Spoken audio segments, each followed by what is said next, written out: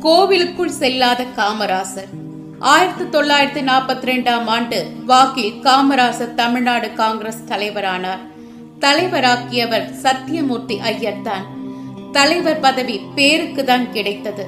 மூத்த காங்கிரஸ் தலைவர்கள் சத்தியமூர்த்தி இல்லத்தில் செயற்குழு கூட்டி தீர்மானங்கள் நிறைவேற்றி காமராசரிடம் கையொப்பம் வாங்கிக் கொள்வார்கள்.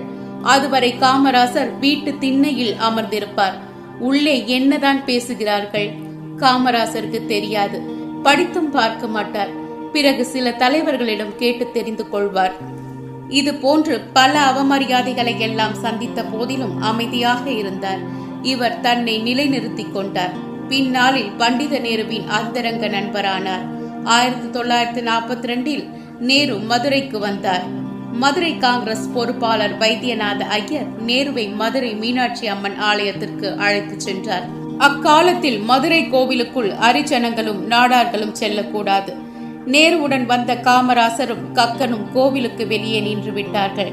தம்மால் நேருவுக்கு எந்த சங்கடமும் வந்துவிடக் கூடாது என்றுதான் அவர் போகவில்லை. கொஞ்ச தூரம் சென்ற நேரு தன்னுடன் காமராசர் வரவில்லை என்பதை உணர்ந்து காமராசர் எங்கே என்றார். அவர்கள் கோவிலுக்கு வரக்கூடாது என ஐயர் சொன்னார். அப்படியா என்று திகைத்த நேரு தாமும் தரிசனம் செய்யாமலே திரும்பிவிட்டார். காமராசர் இல்லாத தரிசனம் தேவையில்லை என்பது நேருவின் கருத்து.